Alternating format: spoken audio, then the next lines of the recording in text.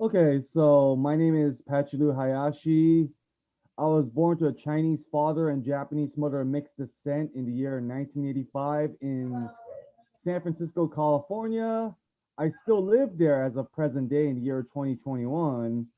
I've been around places, I've been through some highs, some lowest of lows. My main passion is music and making YouTube videos. In the year 2001, when I was still in high school, I started a punk rock band known as PLB, otherwise known as Patrick Blue Band, with some friends of mine in high school. And I've been doing it on and off consistently over the past 20 years. We have my music all over the internet on social media. If you, chances are likely, if you Google search on your computer or phone, Patrick Lew Band, you'll find some search results related to my credentials and everything else about me online. Other than that, it's really hard for musicians to make money in the situation with the music, with all the digital age, the streaming, and all that kind of stuff. We make most of our money through touring and all stuff like that. I'm not much of a touring kind of guy as an artist, so I do a lot of things like YouTube videos. I sometimes work with my photographer and videographer James to do music videos for my YouTube channel, and I put a lot of music out there as like a digital creator, so to speak. And I also and here's a little known fact about me, guys. Like, if you watch the Amazon Prime TV show Man in the High Castle, I had a brief uncredited cameo appearance on episode 1, season 4 of the TV series. I filmed it in San Francisco about 3 years ago, actually, at the Palace of Fine Arts. And other than that, I'm just gonna keep a lot of my personal life very private, because I wanted the people to focus more on the positive side of things about me, and I'm very proud to be Asian American of Japanese, Chinese, Taiwanese descent, and I'm always out there on social media putting myself out there. You know what I mean?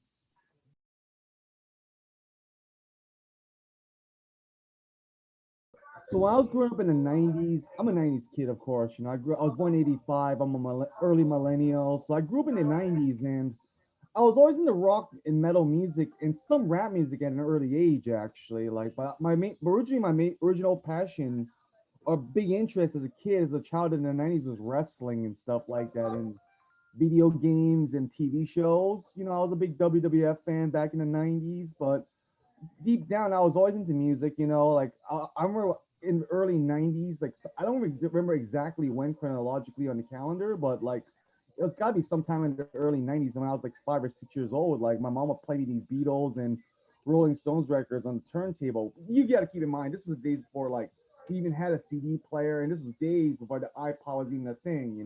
So she would play these Beatles and Rolling Stones and '60s rock records on a turntable or a cassette tape, and I suddenly got hooked and stuff like that. I think the first musical inspiration of mine was probably the Seattle band Nirvana and the whole grunge music thing back in the early '90s. Because I was watching a lot of TV back then. I didn't have a lot of set of friends growing up in school back in those days. I was a very quiet child, very silent, very in my own world. Because I kind of have like autism when I was a kid.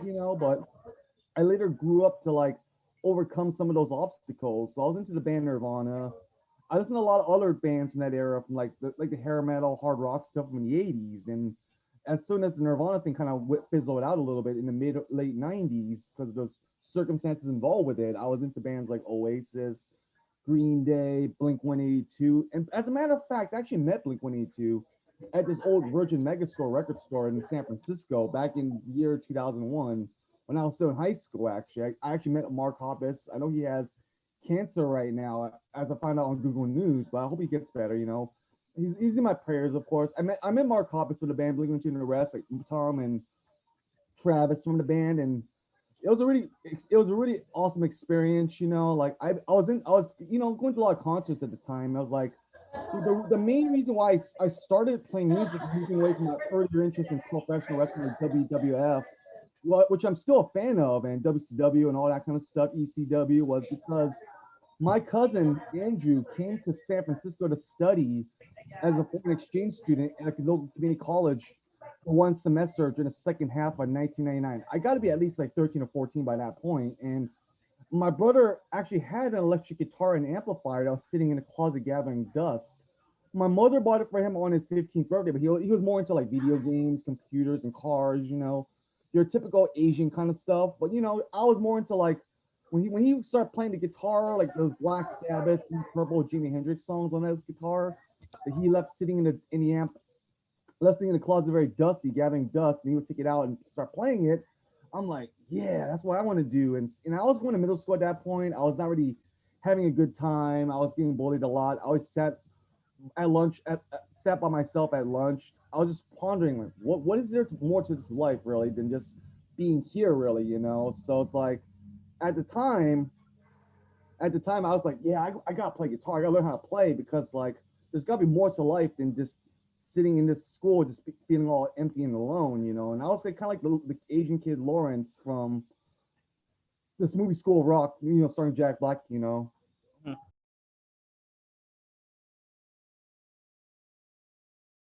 Oh yeah, it happened quite a bit during the 2000s, the early and some of the early 2010s. Like I started the band PLB, like I said earlier in the interview, in 2001. Like I was like basically working my years trying to own my craft and like get better at what I do.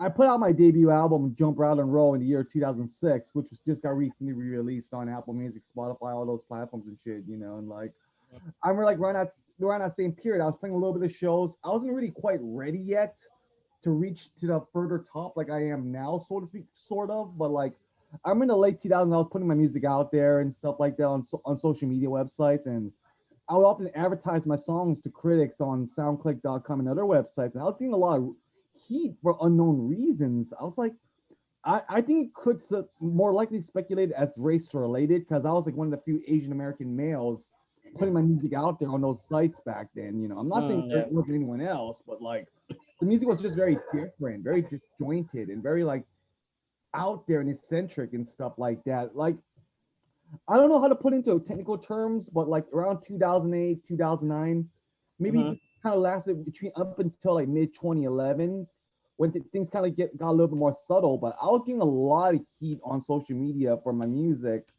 and my persona on social media in general because like I'll post my music on SoundClick.com and other websites, and people will say nasty things about me, like you know, like oh he sucks, he's never gonna make it, or blah blah blah blah. But they never really, oddly enough, they never mentioned my race, but I could kind of see right through them that they had something against an Asian American artist or male artist putting out this kind of music, influenced by Nirvana and all that kind of stuff, and other rock and roll bands. Like you know, like they were just really not ready for this type of music to be out there, and they couldn't really hear it straight through, you know. But like gradually, and I remember like in some of the early 2010s and mid 2010s, I was going through a lot of problems. Like I remember I said in this interview, I was not going to talk about so much of the negative stuff around my career and my life, but I was going to give it more subtle details. Like I was dealing with a lot of like haters on social media. I was dating my ex at the time, what named Faith. I don't. The relationship has since ended. We burned bridges like many years ago. It was nothing had to do with her race being the issue why we broke up. It's just that she was not really the one, so to speak. So like I remember when this thing was going on between when I was dating her and other things I was dealing with, like I had a lot of haters on social media and a lot of people were like turning against me. Like it's like in professional wrestling, you were basically trying to be this face character like John Cena, but the crowd keeps booing you and stuff like that for no apparent reason. Like they're just tired of seeing your act day in day out on the internet on a computer screen, so to speak. And like I was going through a lot of stuff at the time. Like then you know other than that, like my band, the previous lineup of Patrick Lew band was kind of splintering in different directions, so to speak. Mhm. I hired some guys who I knew from my university that hired to be hired guns for the band POB at the time in the early 2010s, but they were not the type of guys that I wanted to be in the fucking band, so to speak, because they were giving me a hard time. And you know, one of the guys in the band actually said something very disrespectful towards me and stuff like that, which I'm not gonna elaborate on. And there's some a lot of things between those three guys and me that didn't really click, and we're not seeing eye to eye on. So like around the end of 2012, like POB, I was having a conversation with my former bandmate at the time.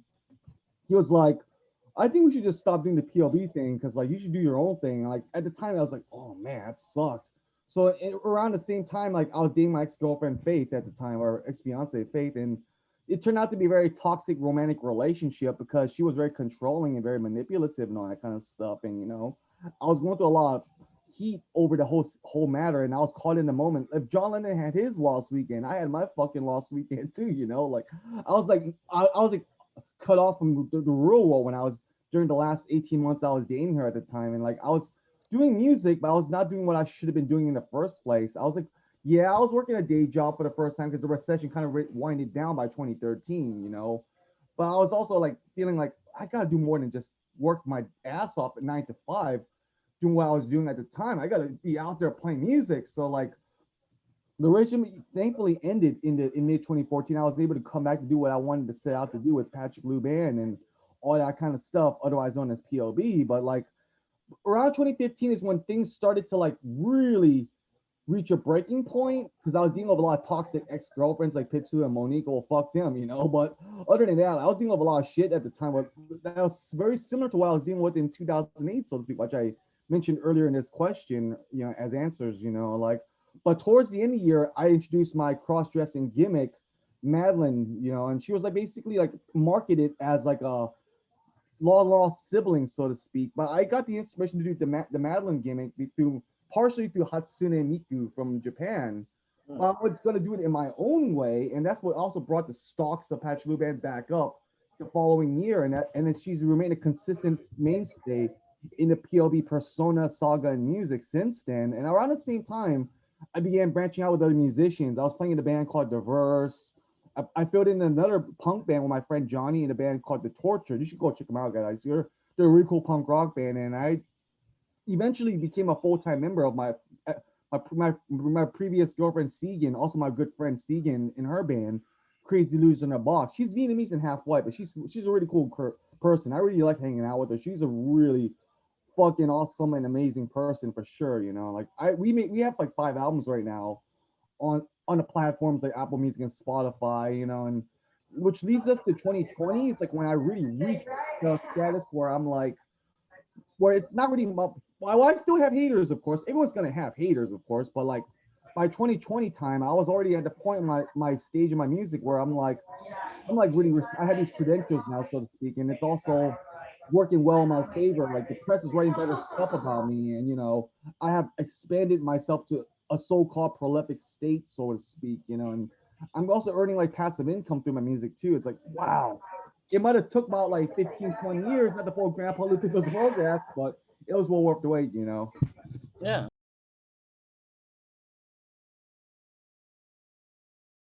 It's a cool, good question actually. Like, I am a cup of guy. Well, I did mention I'm also a digital creator, online content creator. Like, I think part of my personality shows I share a lot of things on Facebook. Like, I try to keep it very subtle when it comes to more touchy subjects matters and stuff like that. Like, I Mhm. just go on a whim and say something I want to say, and it might cause a mixed reaction. But you know, like, I try my best to like share funny stuff, like the memes, so to speak, because it shows more my funnier side, my quirkier side. I also share things like, of course, my music on the bands I'm currently in called Patrick Lou Band and Crazy News in the Box.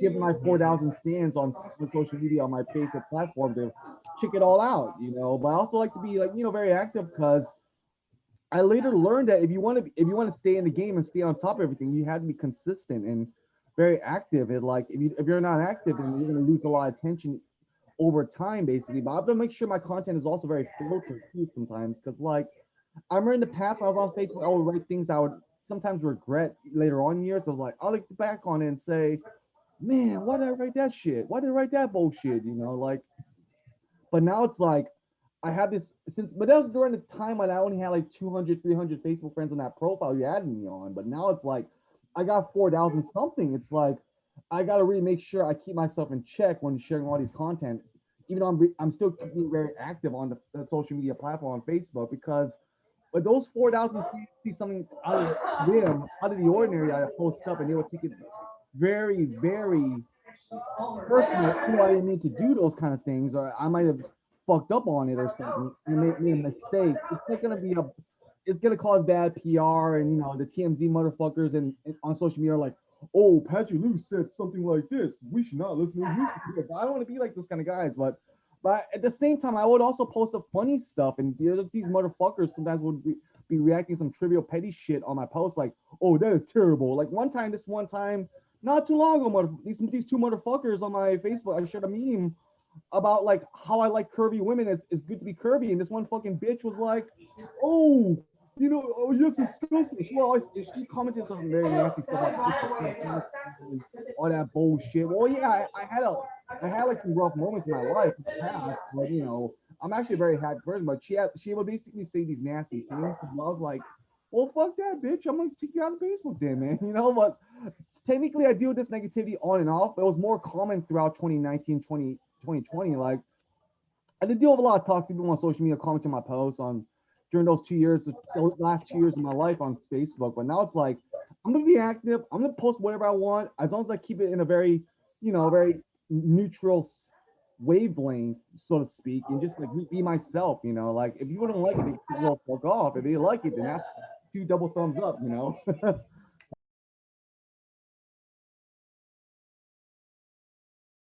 It's hard to say because like some things are definitely there are some things I have to admit that definitely they do need to be canceled, like blackface, racist Asian jokes with bad timing that should never from comedians that should have never been that were never funny in the first place. 'Cause I'm Asian American and I have a lot of black friends, and that stuff really personally offends me really and really hurts my feelings, of course. But there's also a lot of things that shouldn't be canceled in general because like it was just done in a way that you just got to think for yourself, think outside the box. Like, should we really have this or should we really not have that? But I watch things like I'm like for example, man, like the WWE just sold their content to Peacock Network on NBC, and now they're gonna like filter out some of the edgier material from the Attitude Era, from that period in professional wrestling, specifically the WWF or formerly now known as WWE at the time, and it's like a lot of wrestling fans were not happy with that because we grew up watching that kind of stuff. It didn't offend us back then.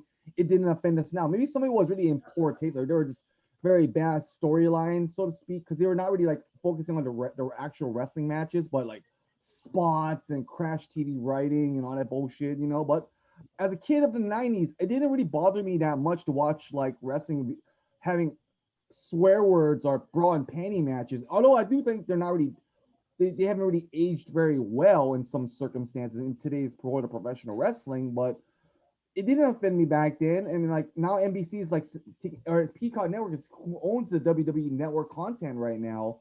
The archives of all professional wrestling of all the companies they own. It's like, man, are they really going to take out all the stuff we grew up watching that didn't really bother us back then? I mean, yeah, some of it was really not that bad, and some of it was really stupid, but like like it didn't offend me back then because I'm a wrestling fan. It's a part of the entertainment value of like watching wrestling. But now, but other than that, like cancel culture has gotten really out of hand because like I see some motherfuckers be like complain about the smallest motherfucking thing, like, oh, we shouldn't watch Looney Tunes because Elmer Fudd uses a shotgun, he's trying to kill a rabbit, or we shouldn't watch the fucking this TV show because it shows like an Asian guy with a white girl holding hands, and they're just, and I think that's really blasphemous. Like, who gives a fuck? It's not like it's like hurting anybody. If you can think for yourself, it's like you can really develop a more open mind and say, hey, this is not offensive. This is just part of the entertainment value, just to try to get the viewers in, really. But it just depends on how subtle, what kind of content is being presented out there. That's really like should be canceled or not, really, because like I had in the recent years, man, like I had to tone down some of my grittiness from the 2000s, early 2010s era of my social media persona because I'm afraid if I say something like, "Oh, I love Japanese girls," which I actually do, or "I love this white girl because she's curvy," blah blah blah. It was not done in poor taste when I say those kind of things. It's just me expressing myself, like because I believe in First Amendment rights. But Mhm. I said those things like I'm pretty sure if someone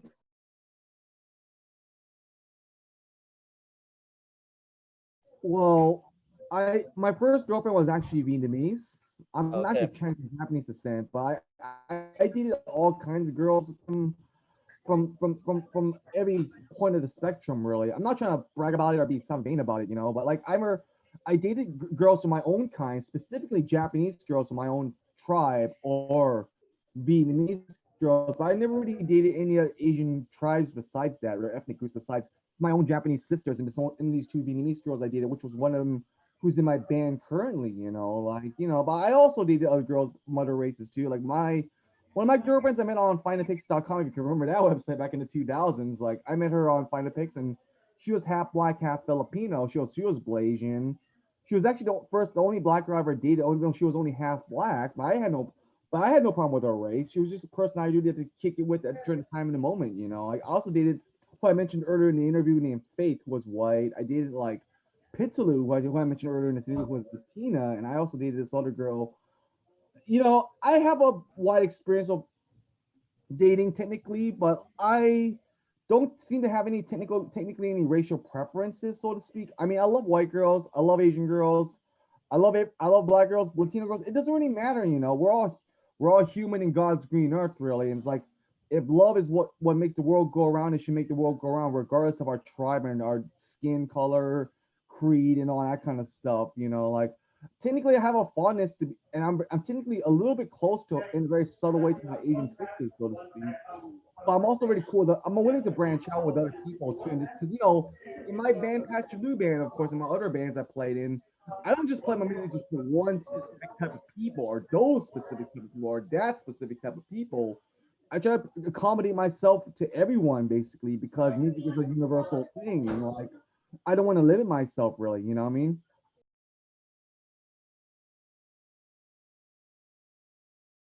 Oh yeah, it should have been like I remember in the '90s, man. Like we had Jackie Chan, Chow Yun Fat, and all these guys making Hollywood blockbuster action movies in the box office. It was like the kind of like the starting point for Asian men to branch out into mainstream films. But like other than that, like we've always been stereotyped as like these nerdy guys or like these guys who know martial arts. Not saying it's a bad thing, but like we're more than just that, really. Like but we often ever since the beginning of time in this country when the mainstream media was initialized and stuff like that, we were seen as in a very nasty light. Like we had these.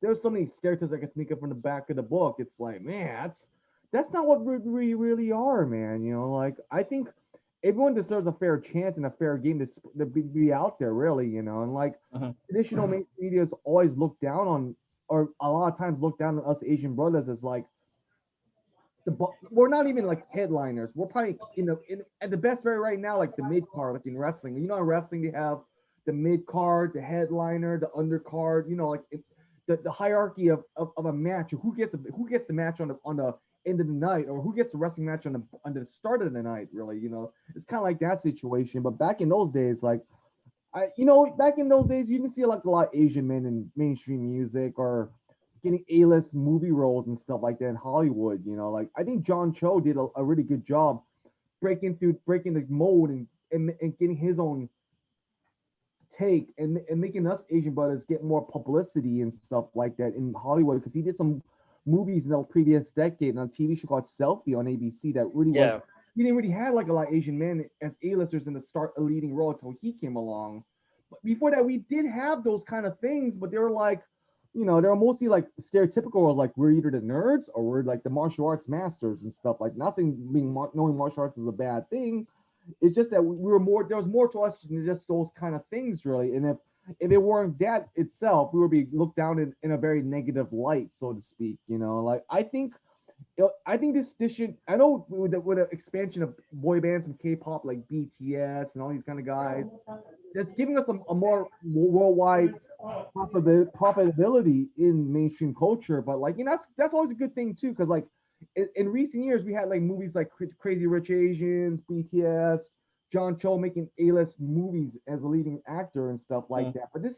But personally, I think this shit should have fucking happened a long fucking time ago. Because like if this was gonna start in the '90s, because we had these things happening in the '90s, but it could have happened like even then rather than now. It's just so belated, like right now, the representation of Asian males has gotten a lot better, or especially Asian American males has gotten better a little bit in recent years, because like we have guys like BTS, we got rappers my friend Alan Z, China Mac, and all these guys. Like we're like making it right now with what we do and stuff like that. And there's been a little bit more positive representation of people like us, a little bit in the media. But as far as I know, like there should be a lot more to that than just than what was done before. Really, I think we have a lot of potential, a lot of room to grow, really, and take over the masses, really, take it to the bank, really. Also, I've noticed, man, like traditional media or traditional formats like MTV, radio, Hollywood, they're not as wide. They're still the main thing, but like people are now focusing on like micro influencers, YouTubers, and all in things that are basically directed through digital platforms now these days too. Like there's digital celebrities like myself and others, like we are because the internet is opening a wide door of other things out there that was never seen as profitable by the mainstream and is taking it out there up the wazoo, really.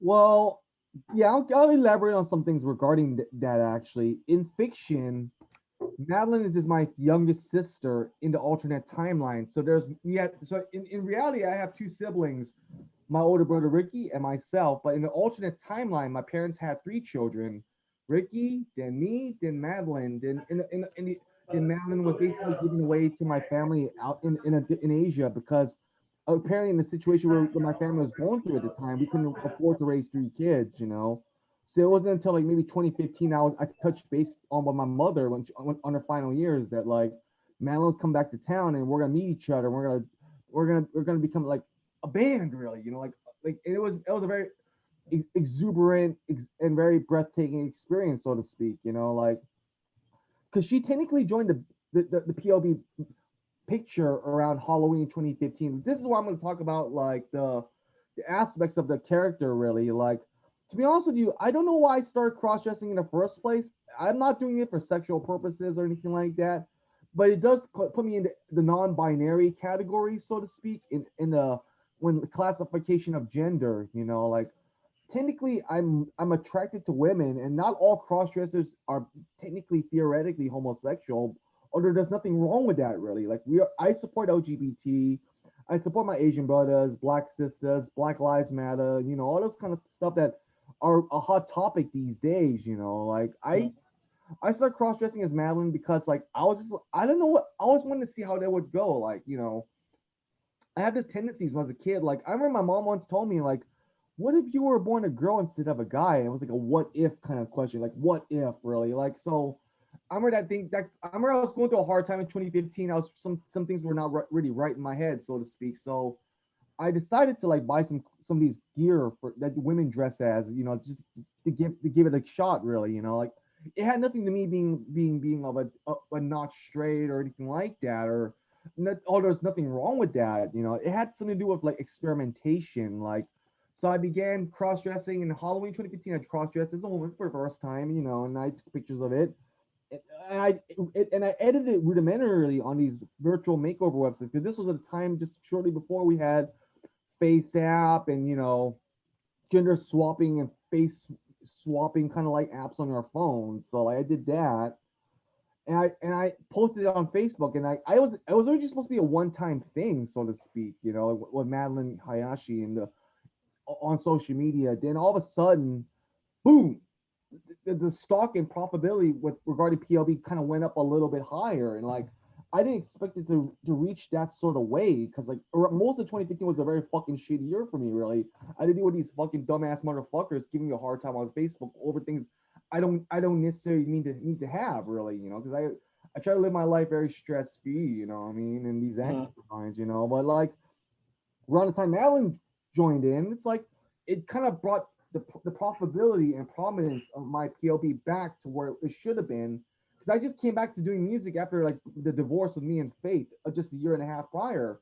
So like when 2015 started, I was basically everyone pretty much moved on to 2015 while I'm still stuck in 2011, 2012. And when Madeline came along, it basically brought me back to where I should have been in the first place, which led to 2016, where I was in the two bands, the Verse and the Patrick Lew band. And it was basically a toss up between I'll either play with the Verse with my friends or I'll play with Patrick Lew band by myself and Madeline. And that's how things got really much more consistently better for me in music and digital creation of art, really. Like the thing about Madeline is like in the fictional story of Madeline, she's my sister, or maybe even consider a honorary girlfriend, so to speak, because I don't know how to put into words really without shocking anyone, but like doesn't really matter though. But like she's basically been my guardian angel, so to speak, to like help me get where I should been going after so many years of turbulent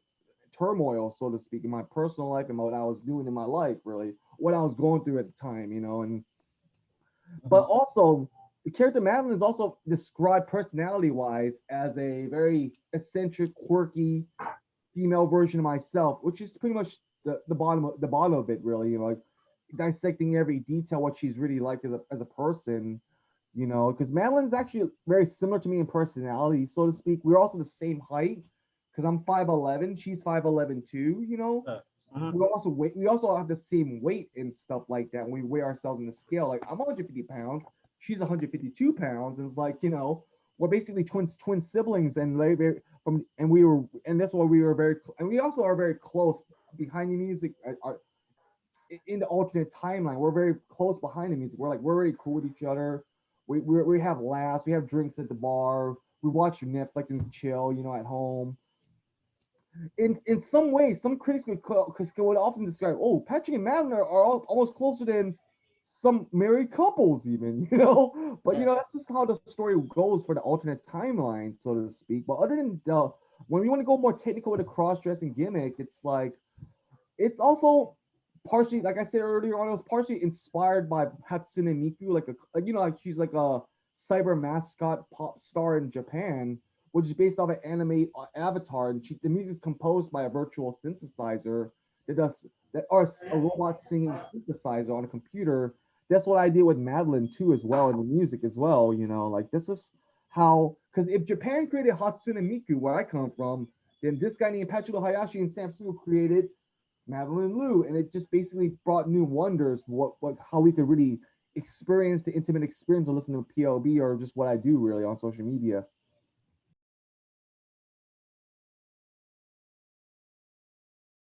Well, it's a very complicated matter, like I said, my father is Chinese, my mother is Japanese and mixed descent. My mother was Japanese, but she was actually born in Hong Kong because her family left Japanese Taiwan after World War II ended because of like the post-war depression back home. Because after World War II ended, Japan and Taiwan had to go through their own things after the war ended, so he went to Hong Kong to start fresh and start a new life. Away Mm. from the post-war depression, what little they had to offer at the time. And well, I was born in November 15th, 85, like I mentioned earlier in the interview in the beginning of this video. But I it's weird. It's rather weird because like my family are like we are Chinese. We are of course Chinese and Japanese mixed descendants. Of course, there's also been a lot of integration between Chinese and Japanese people for centuries, even regardless of the complicated history regarding their relationship since the last century, really. But I remember going to school growing up. Like I remember like I was always had to keep my Japanese part of my heritage very hidden from the public masses and the public knowledge because back in those days you couldn't say you were Chinese and Japanese or Taiwanese and Japanese because like I grew up in San Francisco and there was like a lot of Chinese from the mainland who grew up out here and settled into San Francisco. It's like, do they really need to know about that? They've really found out about that. They would back in those days they would not really look at it very lightly. Really, like I remember back in high school my mother was raising me more on the Japanese side of my heritage and stuff like that. I got really hooked on it, really, and it's been going on since as early as the '90s. Because I remember, like in the '90s, my mom would watch Japanese TV shows on the J channel on cable TV, and like I'll be like, "Mom, who are those guys?" And she was like, "Oh, Patrick, they're from Japan." I'm like, there were times where me and my mom would go to Japantown in San Francisco to get ramen together, or go to the bowling alley, while we still went to Chinatown on other days as well. So I really had the best of both worlds. Sorry, Hannah Montana, Miley Cyrus, because I was really raised on the best of both sides of East Asia. So the more because when you think of Asian people, if you don't know anything about Asian people, you automatically think, oh, China and Japan. So I have both of those mixed in, really. But back in the early 2000s when I was going to high school, I would often get bullied for being mixed lineage because I was like, because I remember I was taking Chinese class in Wallenberg High School in the early 2000s, and my teacher will often talk about like World War II and all this kind of bullshit that doesn't really pertain to me because I was not alive in that era. I'm like, I mean, I'm very sorry these things very happened in the past, of course. Deeply very sorry these things happened. I had no part of it. I wasn't even born yet, of course, but it doesn't change the fact of who I really am as a person. I want to represent what I was I born as far as my identity goes. But like at the time, like my teacher was like in Chinese class, she was like, "Oh, these Japanese people did this to the Chinese people." And like at the time, the Irish Chang, the Arthur, God rest his soul, wrote this.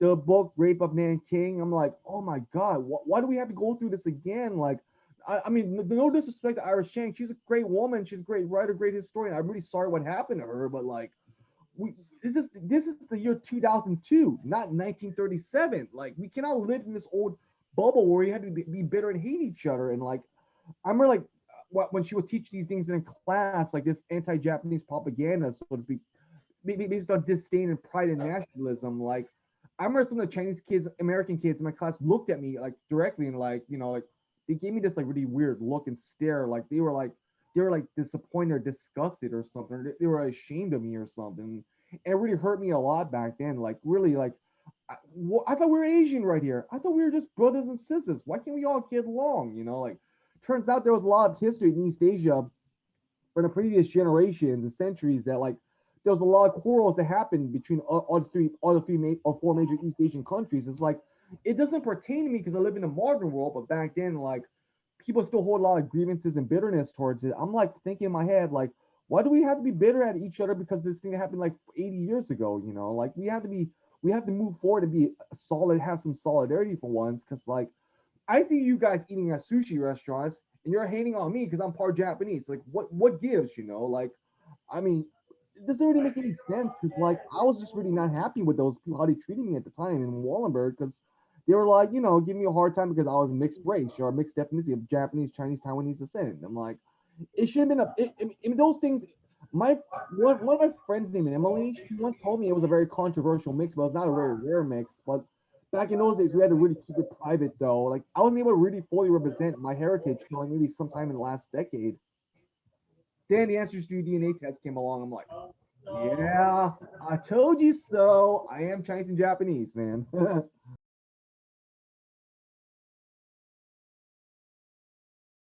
Well, you just gotta be yourself, and like, my advice to them is you just gotta be yourself and and just just go for it, man. Just don't let any whole thing hold you back, really.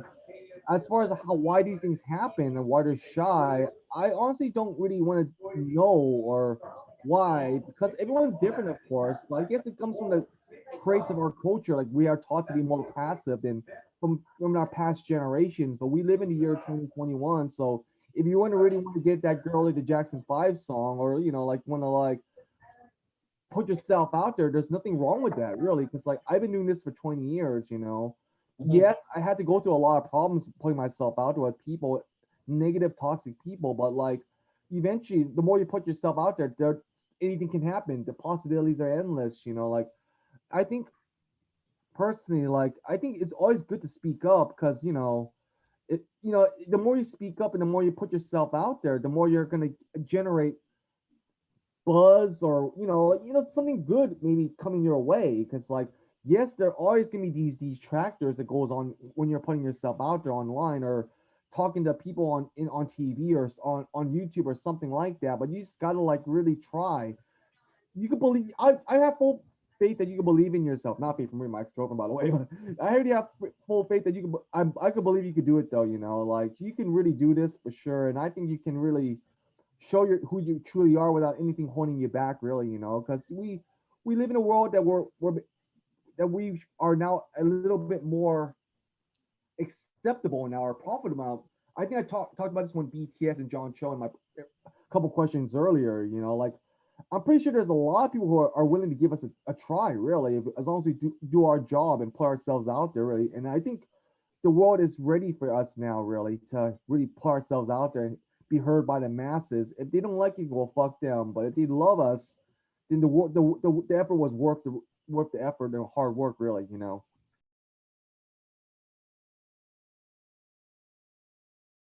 And great.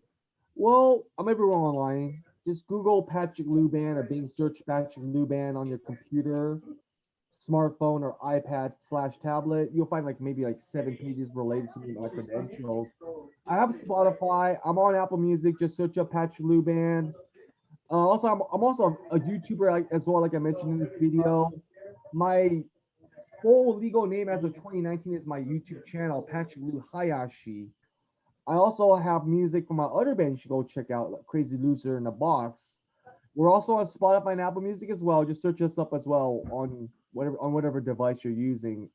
And for those who love K-pop, J rock, Nirvana, punk rock, and grunge punk music or something, or even Green Day or Blink 182, you should definitely listen to Patrick Lew Band. I'm basically marketing myself towards the newer generation these days, like millennials like myself and beyond, like Gen Z and beyond. Not my music is basically open window for all people, regardless of race, age, religion, and sexual orientation. Like I said earlier in this interview, we I try to include everybody because I don't just play to my music to one specific type of crowd. So I just want to get myself as out there as possible. Whether you like rock and roll or not, or let's say you're into rap, you can listen to this band, my band, or you're into the rock like me, you can listen to my band too because we're trying to put out interesting material as much as we can, really. So I really highly recommend you and really appreciate if you check out PLB and Crazy Loose in the Box, my two current bands, of course.